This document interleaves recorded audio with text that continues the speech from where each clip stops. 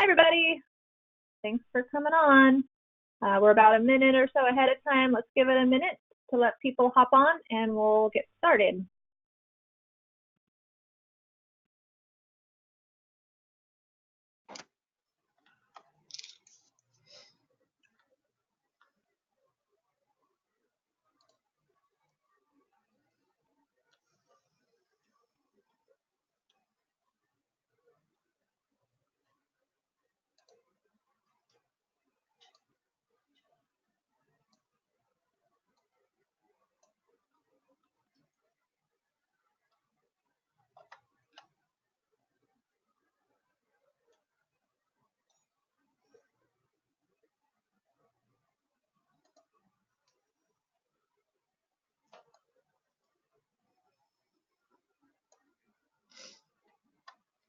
By the way, while we're waiting and people are coming on board, I did get an email this morning that I need to respond to, but somebody was just asking whether or not these presentations will be available afterwards, and they are.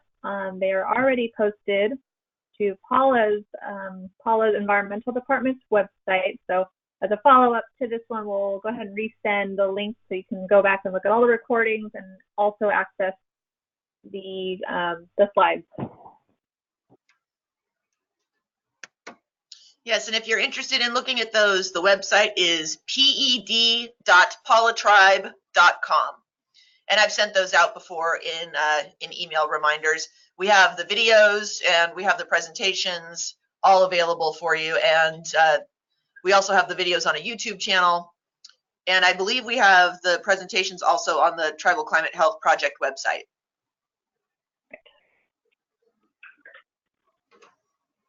All right, well, we might as well go ahead and get started. Do you want to kick us off, Shasta? Sure. Hi, everybody. I'm sorry I missed you the last time around. I hope you enjoyed looking at Kurt, the wildlife biologist with the Mohawk, who filled in for me last time. I was in Washington, D.C. doing the other part of my job as the Tribal Historic Preservation Officer. So unfortunately, I was up in the air when you guys were chatting and learning about climate and health adaptation. But I'm glad to be back. And with that, Angie, it's all you. Okay, well, hello again, everybody from around the country. We're happy to have you back. And Shasta, we're happy you're back with us. Kurt did a great job. We are also happy to have with us a guest speaker today. His name is Josh Simmons. We're going to introduce him more later on in the session. And he's going to talk to us about energy resilience and health adaptation. And so today, this is our 8th webinar. This is in our Tribal Climate and Health Adaptation series.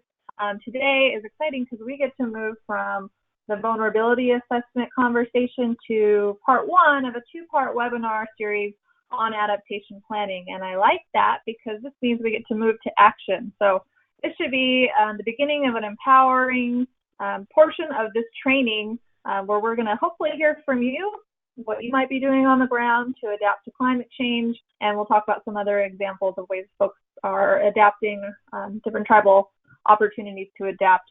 And so we're going to introduce solutions and strategies. We'll talk about how to find them, how to decide which ones are right for you to help safeguard your community's health. And then we'll also share some tools that hopefully will make this process a little bit more manageable. And so there's opportunities, like always, for you to interact and hopefully, like I said, share any progress you've made on adaptation in your community. Okay, so as always, let's start with our suggested reading. And last time we had suggested that you take a look at a really short executive summary from the Oregon Health Authority, and it's the Oregon Climate and Health Resilience Plan. And it's a good example of a health agency doing a pretty thorough job of thinking through their vulnerabilities and coming up with strategies and solutions for how they're going to address those health vulnerabilities. And so I'm presenting it now to wet our whistle a little bit, start thinking in terms of what does it mean when agencies start thinking about adapting to health impacts. And Oregon's not the only state that's done it, but this is just a nice example to get us going. I know California has done some good work. The California Department of Public Health has done some good work. And so while we're talking about this, if you could go ahead and use the chat box or the question box to let us know about this reading. If you looked at it, did anything surprise you? What stood out? And if you're in a state where your state health department has done any kind of similar report. The thing I like about this plan is that it did a good job of incorporating tribal involvement and tribal issues and tribal consultation. And what it did is really set out a series of strategies pretty straightforwardly. And so it categorized those into an adaptation plan into different ways. And so it looks at building their workforce capacity, so looking at their in-house public health staff and what they can do to build capacity there. They are looking at what policies from a public health perspective they may need to enact. And so things like they want to help inform policies that affect air quality and reduce air pollution, promote policies that strengthen local food systems. They have a whole category on systems, and that means things like conducting regular monitoring of health and climate indicators, equipping our healthcare partners with information. And so some of it's around data and information. And the last category they have there is an environment, which includes promoting community improvements that encourage walking, biking, and the use of public transit, helping to ensure access to safe places for communities to gather, and then prioritizing public health interventions to address the root causes of health inequities. So just some examples of at a state level what an agency may be looking to do. That might not be the same kinds of things that happen at a community level, but it's one way to look. And so is there any comments that have come in, Shasta? Anybody who's made any comments about the reading? We have a comment not about the reading, that it is a little difficult to hear you. So I don't know if your phone is, if you're able to put it closer to where you're speaking, or see, and there it is, I can see it. So just folks, Annie's on her phone today because her computer audio was experiencing some difficulties, but I can see now the bottom of your phone sticking up into the screen, so that might help a little. If you tried turning up your audio too, that helped me to be able to hear a little bit better. Apologies, everybody. It's a good day to have a guest speaker. I'll try to speak up a little. Okay, so I've been looking around. Other states do have these kinds of reports. It may be worth your while just to actually look to see if your public health department at the state level has a report like this, because it could provide a lot of information for you. It could provide data, it could provide ideas, or maybe you want to coordinate and collaborate at a state level to support some of the kinds of things that they're doing, or make sure that they're consulting with tribes as they're developing these strategies. And I will say that California, for those of us who are in California, are fortunate that California is definitely on board with this. We've had our fourth climate assessment, and they did involve tribes in that. And last week I was in Arizona at the Climate 2020 7 Generations for Arizona Climate Summit. And so even a state like Arizona, where the political will is not always there to address these issues, they are starting to acknowledge the work that needs to be done. And they included tribes in that conversation, which is why I was invited to talk about the Tribal Climate Health Project. So I know we have some folks that are working in the desert Southwest. So California's not the only one. Other states are starting to catch up. Great. So let's dive in to the topic of the day. So we're moving now into adaptation planning. So this is moving us from vulnerability assessments onto the stage where we're now planning what strategies to use. And so I'm sharing this because I just made it.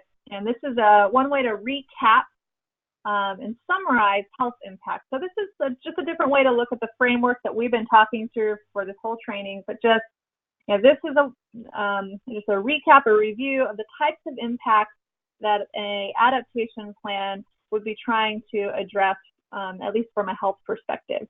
And so you can see that we've been through all of those exposures, all of those secondary exposures around the periphery there. And then in the middle is just a summary of health impacts. So an adaptation plan that incorporates health, we would want to look at physical health, including illness, injury, death, undernutrition, limited access to health services. It would want to look at mental health, so including what we've talked about: increased conflict, aggression, trauma, stress, anxiety, grief, helplessness, socioeconomic health impacts, including costs of the damages that may come from some of the exposures. It might include lost work or school days, lost revenue, and then also cultural and spiritual health, so displacement, disruptive cultural traditions. And so those are just some examples of the health impacts we've already discussed throughout this training. But just to wet your whistle, those are the kinds of things now we have an opportunity to try to address with an adaptation plan. And this is a good moment to pause for a quick poll. So pay back attention to your screen. I'm going to go ahead and launch a poll. All right. All right, is that showing? Yep, the poll is up, so I feel like I should ring a bell or something to get people's attention, but instead I have a screaming goat, so I'm going to make the screaming goat get your attention.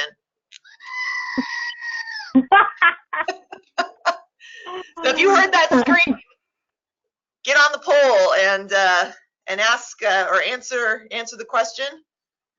It says, to what extent, this is, do you feel your community is prepared for or adapted to these kinds of health impacts? So the kinds we just reviewed.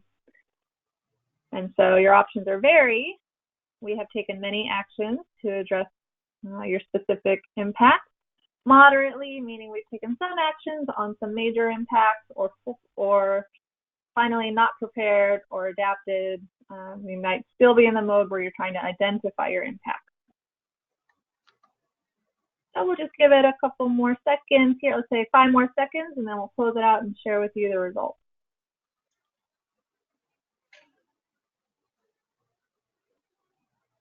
Okay, and we're done. I'll go ahead and share. That's showing for you, right, Shasta? Yes. Okay, so 50-50, nobody feels very prepared. So that's good. That's very telling, I guess. It means that you're taking the right action right now by taking this training, and you're getting prepared to take more action. And so 50% of you feel moderately prepared or adapted, and 50% of you feel not prepared or adapted at all. So we hope after we're done with this training that you feel prepared to at least start the planning process. Okay. All right, so we're back on the screen, right, Shasta? Yes. Great. Okay, so let's start talking through the steps. So you're familiar with this diagram. We used it in our vulnerability assessment section. So now it's time to conduct an adaptation plan to decide how to roll out the most effective interventions or strategies to reduce each key vulnerability and improve community resilience. And so we're on to the adaptation plan. And then next, we'll talk a little bit about the implementation phase, which is sort of a continuous phase of implementing, evaluating, and updating. So a few points here. There are a lot of strategies that can help you safeguard human health. So that's the really good news. Though you may not feel prepared right now, there are a ton of ways to get your community to become more health resilient. And so we're going to share some of those with you today and next time as well, and give you some opportunities to look in places where you can find more strategies as well. And some other positive points is that we know that tribes are uniquely capable of building upon their thousands of years of demonstrated capacity to cope with change. So tribes that I've worked with, I know, are extremely resilient. And so you can build upon the strengths in a lot of ways. Less great news is that we have talked about this a little bit before, but there are federal impediments and obstacles that can constrain tribes' adaptive capacity, just meaning some of the options at your disposal that you may like to use to prepare or to adapt, you may find that you run up against some kind of a federal law or other constraint. Okay, so like last time, we're going to talk through steps. So we're going to get through today really just the first couple of steps, and then we're going to start looking at examples of strategies. So our framework suggests that there are about 5 steps again, this is a framework that was built off looking at a lot of different approaches and best practices. So this is similar to a lot of other approaches that are out there, and we recommend there's value in looking at other ones as well. This is just one way to make it through the process. It looks linear. It doesn't necessarily have to be so linear, but these are generally the steps that folks recommend to get their way to make their way through to an adaptation plan. And so this is just a high level to share the top 5 steps. We're going to go through the first couple today, but it starts with determining objectives and scope, same as we did with vulnerability assessment. Second is to compile a long list of adaptation strategies, so it's sort of the brainstorming phase. The third is to create a short list. So you sort of pare down, you evaluate and prioritize your adaptation strategies into a shorter list. And then 4 is to organize those strategies that you've selected into an action plan. And 5 is to synthesize and present the results. And those steps for us at the Tribal Climate Health Project have some companion tools. And so we've developed some things that can help. That includes the resource clearinghouse we've introduced you to. We've also developed input gathering templates, exposure impacts and strategies tools. So we are going to talk a little bit more about the easy tool, because the easy tool comes back here to help you identify some strategies in different ways. We also have a report template to show you, and again, there's a resolution template to help. So lots of different ways to make the process a little bit more manageable, so we're helping out where we can. Okay, so we're going to go ahead and dive into step 1. So at this point, you get to decide, you've done the vulnerability assessment, maybe you've taken the vulnerability assessment to your tribal council and gotten approval to move forward, or maybe you have a grant that has said yes to an adaptation plan, maybe it has specific requirements attached to it. So all of those might affect any direction you've been given, might affect the objectives and the scope of your adaptation planning effort. But you also get to decide here what kind of vulnerabilities you want to address. And so you're building off of your vulnerability assessment. You have the information you need to determine what problems you may want to look at. Now you get to decide if you're going to address all of those vulnerabilities. Maybe you only want to look at the ones that you prioritize as high risk or medium risk. Maybe you don't want to look closely at the ones that are low risk, or maybe you know that some are coming sooner, have a shorter term duration, more urgency than others, and you want to focus on those. So you get to decide what to focus on. And so you can change course here. That's kind of an interesting point to make. So say something happened in your organization and you want to change the lead of the project. Maybe the department had some kind of a transition, or some new department formed, or whatever. You can change the lead. You can include more partners. So maybe in your vulnerability assessment, you came across a big significant vulnerability and you decided there's some other partner in your community that would be really great to bring to the table at this point. An adaptation planning, this part of the planning process is a great time to bring others in, because you're really looking at, the rubber hits the road, because you're looking at where you need to make investments. So there might be resources involved, or you might need to bring in expertise or leverage resources from other agencies. And so the more that you can bring folks into the process, at least trusted folks that you want to work with, it would help you in the long run for them to be brought into the process early. And you may want to take a different approach altogether. For example, you may want to, if you did a comprehensive vulnerability assessment before, you may want to only focus on health adaptation, for example, in your adaptation plan. So you can look at a smaller section of topics if you want.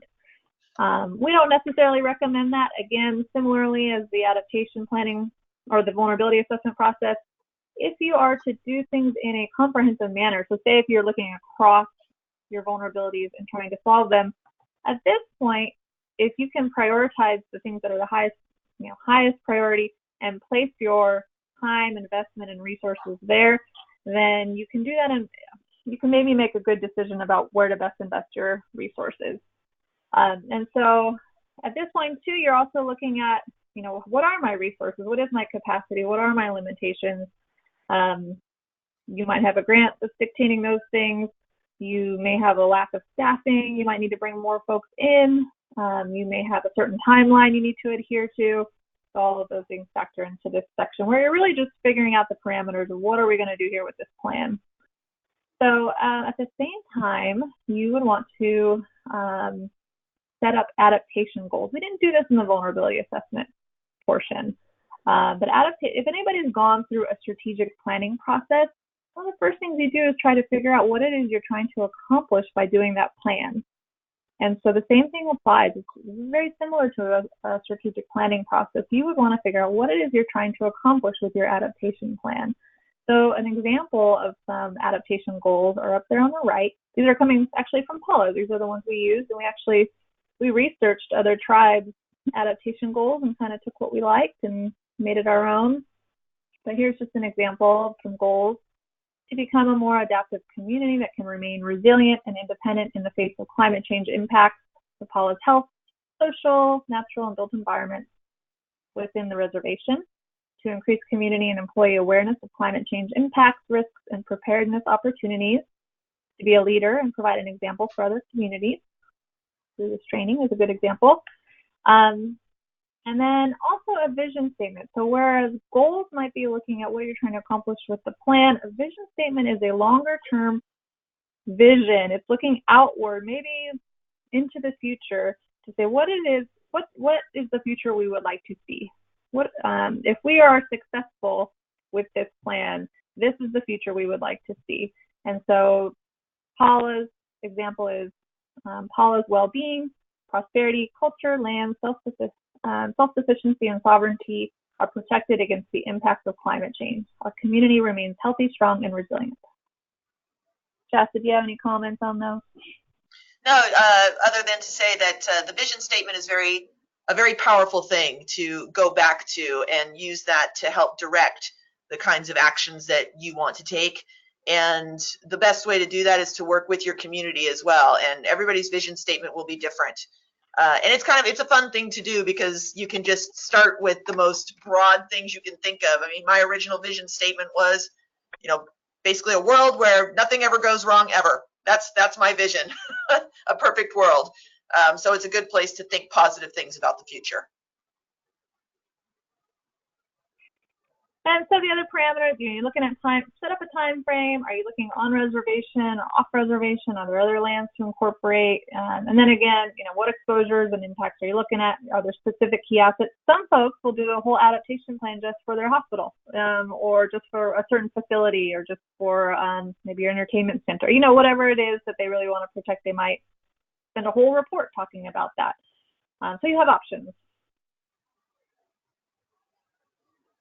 All right.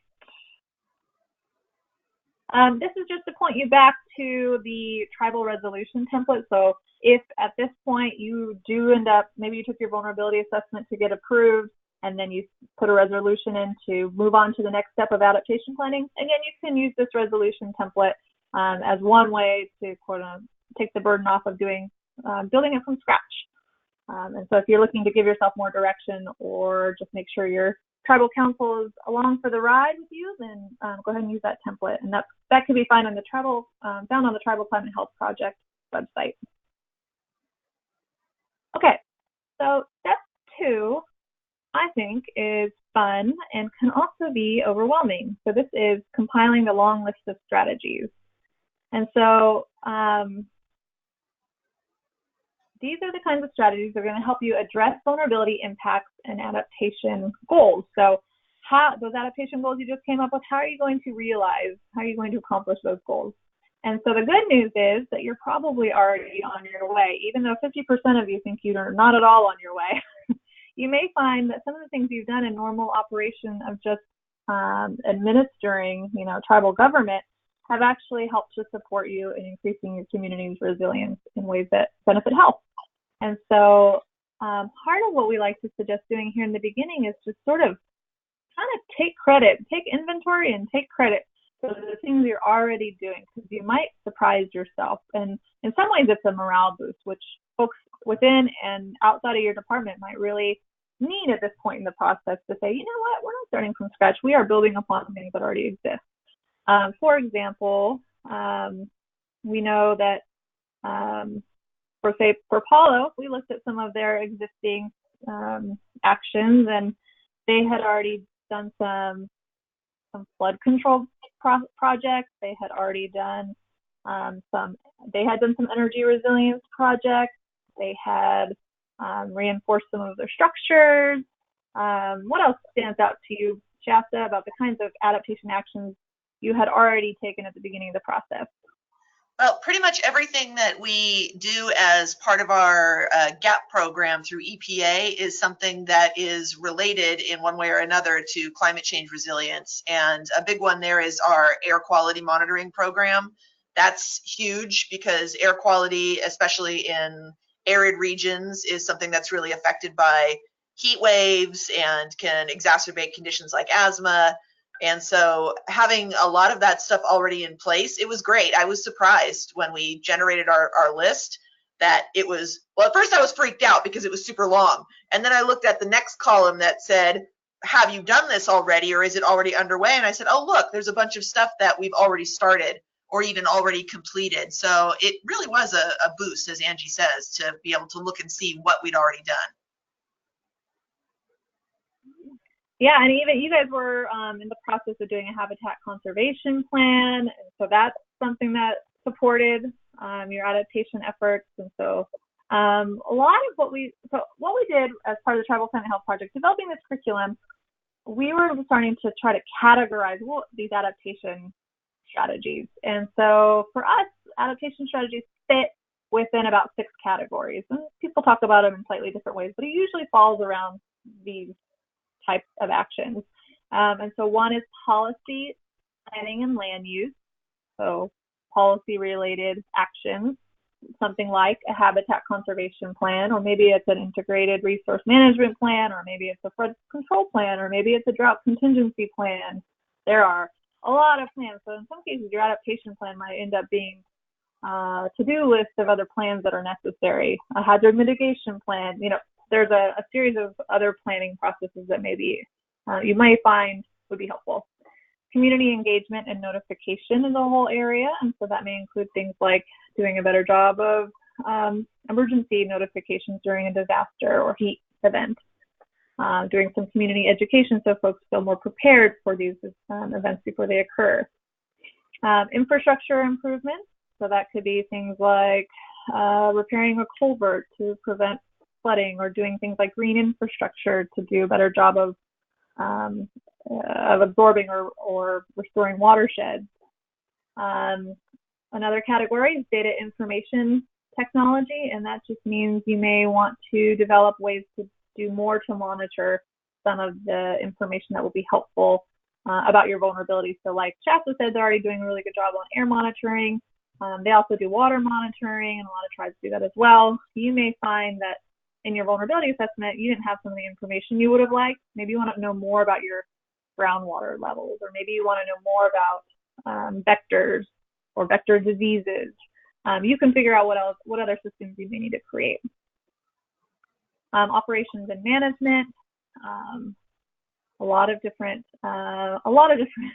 strategies there. We're actually going to go and look at some of these, and then cross-agency collaborations. That looks at where can we leverage and collaborate with other agencies that may be able to support and help us. And that could be regional, that could be other tribes, that could be state and federal agencies, local governments. So those are the categories we look at. And when we were doing some of our research, we were looking for best practices. What strategies are tribes and other communities using that kind of fit into these categories? And we decided that we were going to build that into one of the functions of the EASY tool, which I'm going to show you. While I'm doing that, I'm hoping that folks can use the question box or raise your hand. We'd love to hear your voice, and let us know a little bit about what types of adaptation actions your tribe has already taken. And so I think you're still new to the idea of what an adaptation action is, but we're starting to wet your whistle just a little bit. So if you can think of something your tribe is already doing, we would love to hear it. And on that note, again, I'm going to get your attention with my screaming goat, and hope all you have to do is put something in the question box, even if it's just a list of something you've done. Here, I'll even show them to you. There we go. Here's my screaming goat. Ready?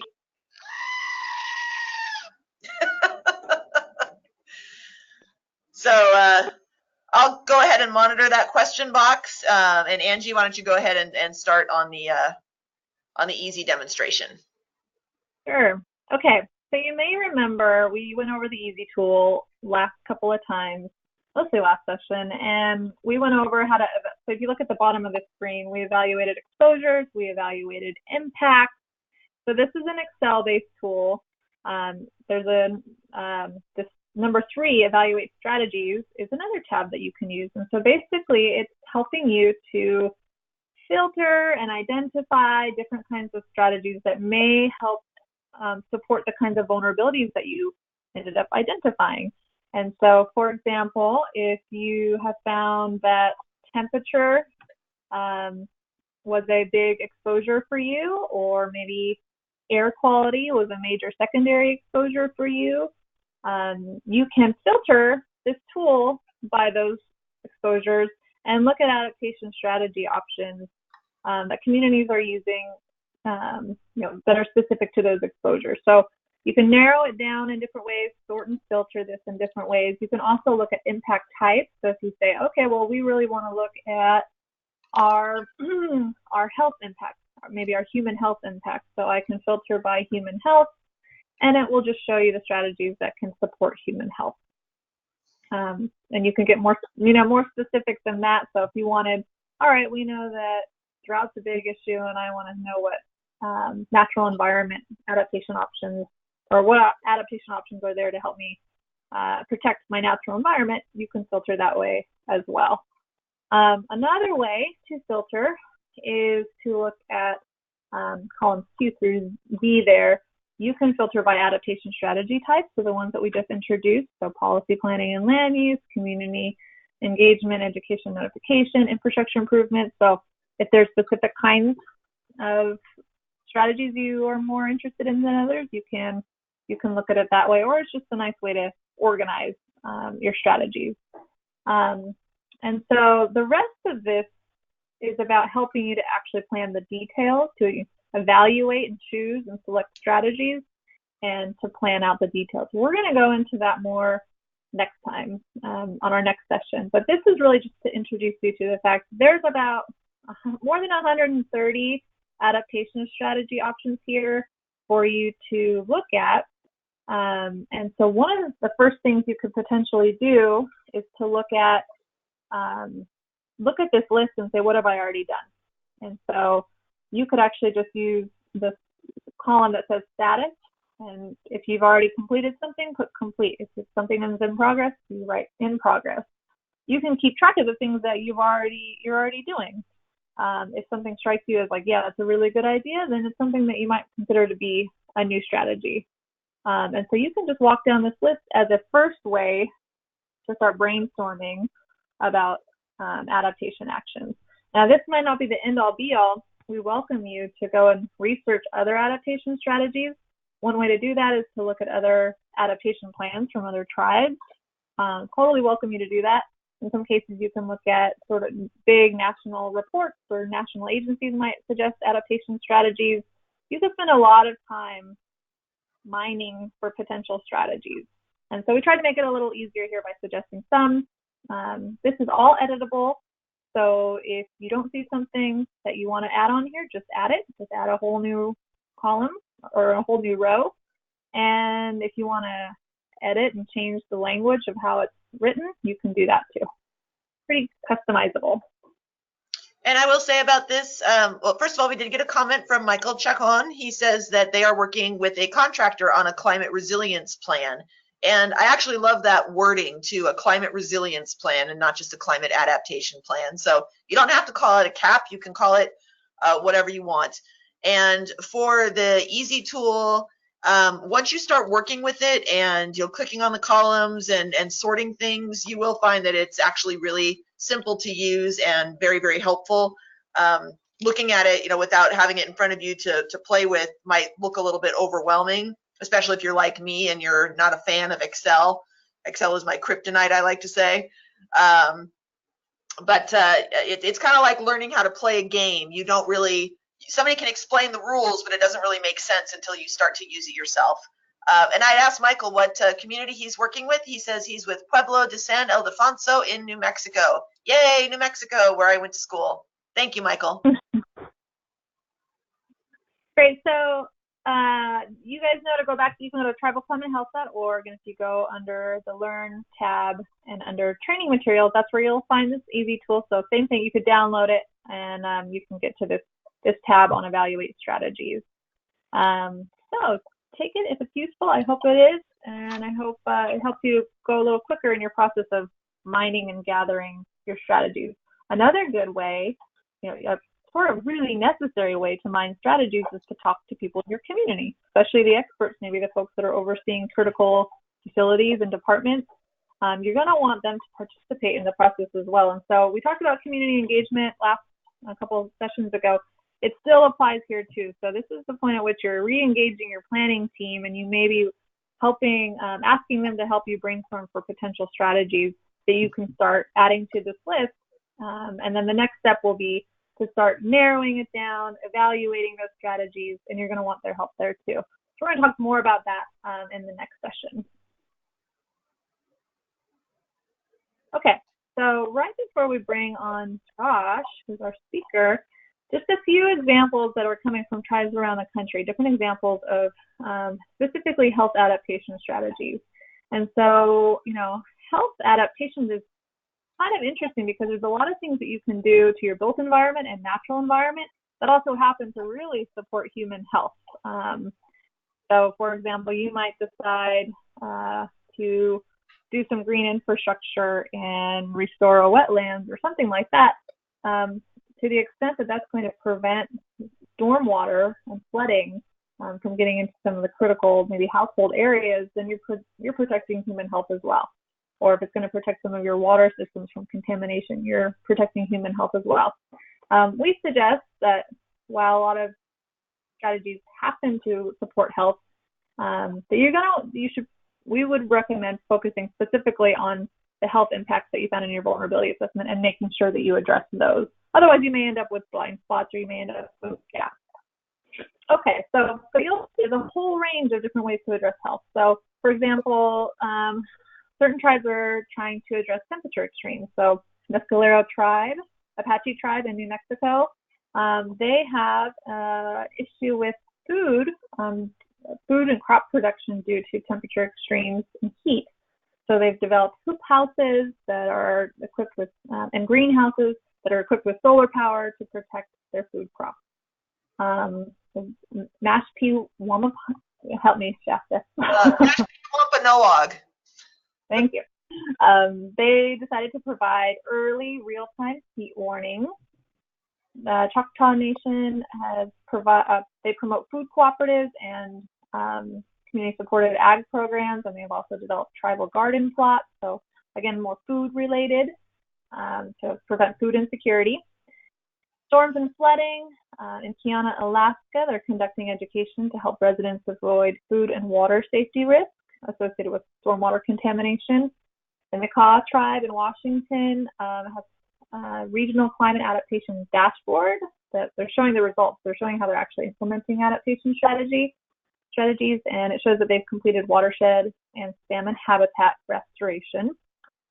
In terms of drought, the Chickasaw Nation in Oklahoma has created a drought contingency plan. Blackfeet in Montana have increased their water storage capacity naturally by protecting beavers and restoring riparian areas. The Tohono O'odham. Thank you. Developing seed banks of traditional plants to improve security. And so, these are just some examples. If this is jogging some thoughts for you, go ahead and add them to the question box as well. Karuk Tribe is collaborating with federal agencies on wildfire and forest management. The Yakama Nation is partnering to increase air quality monitoring and developing local committees to implement climate measures for the most vulnerable populations. And then finally, there's a bunch of communities that are also trying to address melting ice and sea level rise. The Biloxi Chinamaka Choctaw are developing plans for phased relocation if necessary. So they're really, they are really vulnerable to sea level rise and are already experiencing land loss. Wainwright, Alaska, promoting location devices for hunters and travelers that are now finding it unsafe to do their normal traditional hunting practices. And then the Alaska Native Tribal Health Consortium has a program called the Local Environmental Observer, the LEO Network, which is a map that allows users to contribute data. So it connects knowledge keepers to documents to share observed climate and health changes. So basically, they're sort of like citizen observers, citizen scientists. Just some examples. So these are happening all over the country, all different kinds of vulnerabilities and exposures, and just some examples of how to protect health. Okay, with that, I want to dive now into something pretty specific. You may remember, and Josh, if you're there, we're about to transition over to you. You may remember as we went through each of the exposures earlier on, we talked about every single exposure is temperature, storms, drought, wildfire, melting ice, and sea level rise. Most of them had some kind of an impact on our power infrastructure and our energy. And energy had a big connection to protecting and preserving health.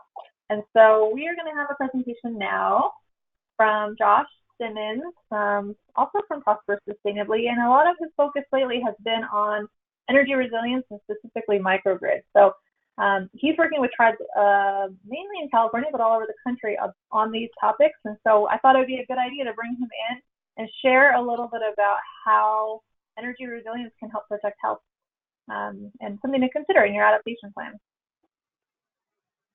All right, Josh, I'm going to... Thanks, Angie. Yep. I'm going to change the presenter to you. Screaming goat never gets old. Well, wait, okay, hold on one more time for the screaming goat.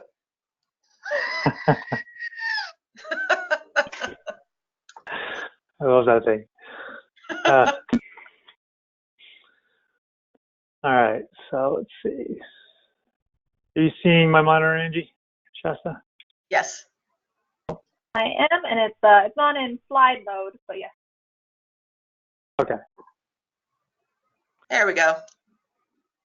All right, well, thank you for having me, Shasta and Angie, and I appreciate all the amazing work that you're doing. I've been following it very closely, and I feel like I have the opportunity to work on some specific implementation strategies and with tribes near Paula, and working with Paula as well on some of these as well. But I'm going to take some time to discuss energy resilience and health adaptation, specifically through tribal microgrid projects that I'm working on. And I wasn't sure whether or not I was going to be on camera today, which is why my picture is here. So first of all, let's just kind of talk generally about some energy resilience and health adaptation threats and impacts. That's where we're at in this process, or where Angie's been guiding you through the process, is through your vulnerability assessment into the adaptation planning, where you're looking at specific implementation strategies. So in terms of health adaptation related to energy resilience, some major threats, common threats, are extreme heat, which can lead to brownouts, extreme events. Storms and wildfire are pretty typical in California, and very general. That could mean snowstorms, it can mean windstorms, rainstorms, and wildfires are raging across most of the western U.S., unfortunately. And a very something that's become very relevant, particularly in California, is de-energization due to high wind. So now, because of one of the major utilities in California having caused wildfires and widespread outages, and them being held accountable for that and facing some financial difficulties, all the utilities in California now are doing preemptive de-energization when there are high wind days, which are leading to extremely extended outages throughout the entire state. And some have been occurring as recently as just a few weeks ago. Two of the tribes that I'm working on microgrid projects with both experienced almost 2-day outages that they had to deal with, and are very motivated to get those microgrids installed. So generally, the impacts that tribes are experiencing and communities are experiencing from those threats are that the health facilities and services are becoming unavailable, associated emergency response services, the facilities that are serving as both shelters and cooling centers, particularly when there's extreme heat, are not available. Evacuation and relocation is having to take place as a result when there's no power, and the water and wastewater systems are going down. If you have gravity-fed water, you may, it'll last as long as you have pressure, but if your tank needs to be refilled and you don't have power for your pumps, then that becomes an issue. As well as, on the wastewater side, if you have wastewater treatment systems as versus septic, then the loss of power is going to mean that you are not having your wastewater treatment being transported away from those facilities. So generally some potential strategies are coming up, developing local power and fuel sources, commonly backup generators, whether it's fossil fuels such as propane or diesel. Generators are being installed. That's kind of the typical traditional solution. And more recently, microgrids are actually an older technology, but they are gaining in a lot of popularity recently, where they're more fully integrated campuses and systems that go beyond just kind of a single backup generator serving a certain number of loads, or maybe a single facility, where microgrids are going to serve perhaps more loads, more facilities, and have various resources serving those facilities. So speaking of microgrids, I want to spend a little bit of time, this microgrid topic may be a new one to you, and I want to briefly talk about, what it is and how it's being applied. And then following that, I'm going to provide some examples of some tribal projects that I'm currently working on. So microgrids, kind of a basic definition, I believe this is a Department of Energy definition or an NREL one, is a group of interconnected loads. And a load is really just a facility or something that's using energy. So a building can be a load, and then within a building, you may have various loads. Your HVAC system is an energy load. Your lights are an energy load. The computers we're looking at could be considered, a small energy load. So you may talk about these at a facility level, at a campus level, or at an individual outlet level. So a group of interconnected loads and distributed energy resources. And so those energy resources are the energy sources that are serving those loads. So traditionally, for most tribes, likely they're being served by a grid electricity. In the case of the tribes that I'm working with, there's San Diego Gas and Electric, which is providing electricity through the grid. Other distributed energy resources could include solar, wind, diesel generators, backup generators.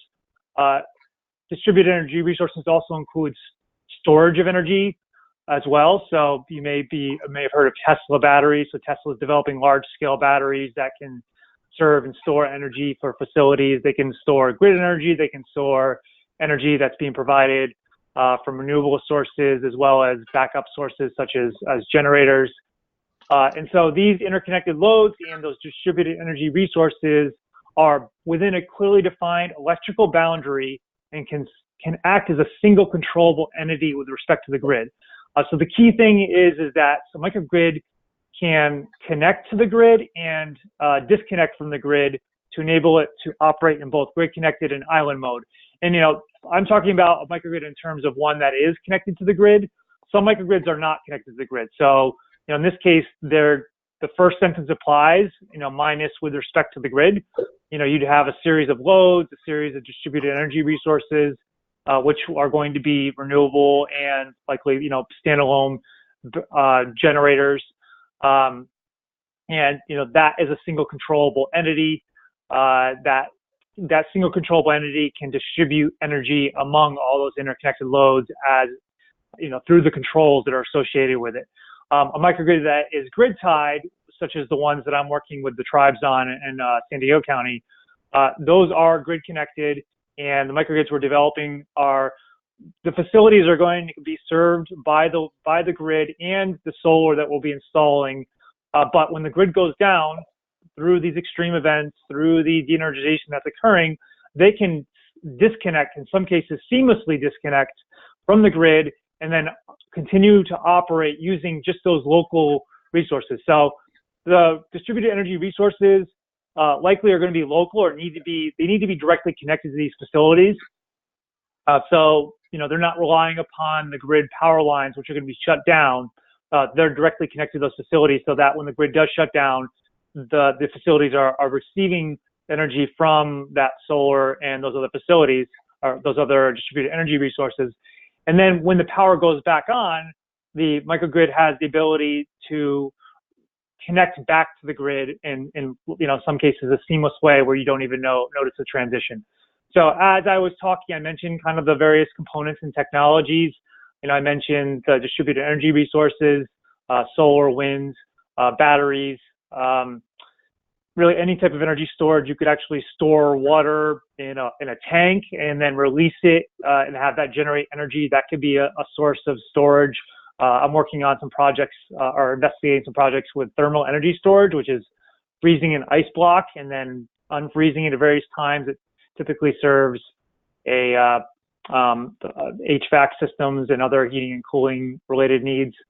And they're control. So the key thing with microcontrols is the technology to control it. So you have an interface that allows you to control the systems, and the technology that allows it to both connect and disconnect from the grid and divert the energy as desired. So microgrid applications are going to be those facilities that you really believe, that need power for your community. In terms of health impacts, you may be talking about hospitals, health clinics. You may be talking about emergency response personnel, whether it's EMTs or the tribal fire departments or police departments. So I'll provide some examples, but on an individual level too, you may have individuals within a community that have medical equipment that they're relying upon. And if the grid goes down, their medical equipment goes down, that puts them at risk. So, they may need some type of backup power, if not a microgrid, to serve their home or their community as well, to ensure that they continue to have that available to them. So in considering a microgrid, some initial questions you can ask are, what are your power supply threats? We went through some of those before, and I'll talk about some specific ones, the projects I'm working on in a moment. How long and how frequent are your outages? How much energy resources do you actually need to support those facilities and essential services when they go out? Which essential community facilities need power, and do they have backup power already, and at what capacity? Is it enough to get you through those outages as well?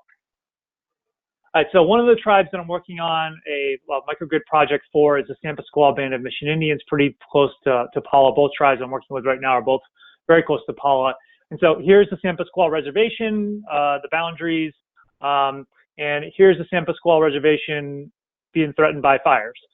So the reservation boundaries are shown in green, and these are just two of the larger fires that occurred and I guess in the past over a decade now. But the wildfire threats are pretty regular occurrence, and the de-energization that's happening is even more regular occurrence. So wildfires, high winds, the de-energization that's occurring as a result of the high winds, the storm, and then it can just be planned outages and accidents that occur as well that aren't necessarily related to climate change per se, although maybe the roads are worse for the wear, or maybe these outages, planned outages and maintenance is occurring because of indirect impacts of climate change. So the impacts themselves generally, the tribe the San Pasqual has the inability to use the facilities they want to use, including, for their main purpose and then for those alternate purposes. So when there's an outage or there's an emergency, some of those facilities, their purpose may change to, an emergency purpose where, the tribal administration building, the tribal hall, functions, has government functions normally, and then during an emergency, those switch to maybe a cooling center or a shelter or an emergency operations center. The essential services the tribe has available, its fire department, its public safety departments, other government operations, those aren't available currently right now. They do bring in some backup generators, but there can be a delay behind those. There's the lost productivity and revenues that occur, and then equipment can be damaged. In addition to being unavailable, equipment can be damaged, including medical equipment that may be available to individuals at their homes as well. But these were some of the specific ones we were looking at for the San Pasqual tribal government complex. And then the major goals driving the project for San Pasqual, first and foremost, was resilience, maintaining the electric power during outages. And these outages are primarily occurring as a direct result of climate change impacts. There are other considerations. The economic impacts. Microgrids are significant expense, and typically tribes need to be able to justify the cost of reducing electricity costs. And then there are the environmental ones that are going to not only help them deal with the impacts of climate change, but in some ways, hopefully, address some of the causes of climate change, including reducing greenhouse gas emissions. So this is a list of some of those critical electricity loads for San Pasqual. I mentioned some of them before, and this slide shows kind of what are their purpose, and then what are some of those within each facility, what are some of the significant electrical loads, the HVAC, the other things that are being served in those both facilities as well. This is a conceptual design of the project. So San Pasqual project right now, we have an RFP out for a design build contractor to construct this. And so this is actually, has been circulated recently. We're actively working on this, and come back to it and follow, read this and see, kind of give a sense of what something may look like for your community. And then the second project I'm working on right now is for the, yep. Just real quick, I want to mention to people, go ahead and put questions in the question box, because Josh is wrapping up here in the next minute or so. So we have a couple of minutes for questions. Okay, thank you. Oh, no problem. And then, so the San Pasqual project focused on the Tribal Government Center, where the Rincon project, we're working on 2 microgrids, one serving their fire station and the other one serving the resort area, which includes the Harrah's resorts, as well as the travel center and a wastewater treatment plant. And those are providing essential community services as well in form of fuel, food, wastewater treatment, in addition to the resort itself providing public shelter and serving as an emergency operations center. And here is a rougher conceptual design. These are both DOE funded projects, and the procurement on this one hasn't been started yet. We're just getting this project kicked off. So very, very briefly, kind of planning a microgrid project. You're at the stage right now, and for the top line, the vulnerability/resiliency/adaptation assessment and planning. That's really what you want to do first, because you want to consider, well, what are your biggest threats, and you want to prioritize those before you start getting into the weeds of any specific solution. And I have laid out some of the steps in planning a tribal microgrid project. One thing on this slide that's not included is obtaining the funding to actually pursue or even investigate a tribal microgrid project. And on the next slide, there's some funding opportunities that you can consider to fund initially just the investigation, the feasibility study for a specific microgrid project, and then to also pursue funding to install microgrid for your community. And for both the San Pasqual and Rincon project, I mentioned that top line, the Department of Energy Tribal Energy Program grants that are offered usually annually are used for funding on both of those, in addition to tribal and other funding sources as well. And that's the end of my presentation. I guess somebody will have to read the questions because I can't see them. Yes, we do have a question from Sarah Moore, and Josh, she wants to know if you've heard anything about Navajo's mobile microgrid project. And she said she heard about this from Jana Gagnon at Blue Lake Rancheria. Mentioned it in passing, something about maybe a truck that goes out to sites that are in need of power. I have not heard of this. Have you? I don't think it's kind of kind of ringing a bell a little bit. But yeah, that's, mobile solutions I think are particularly when you have a lot of, homes and essential facilities that are spread out are, kind of critical.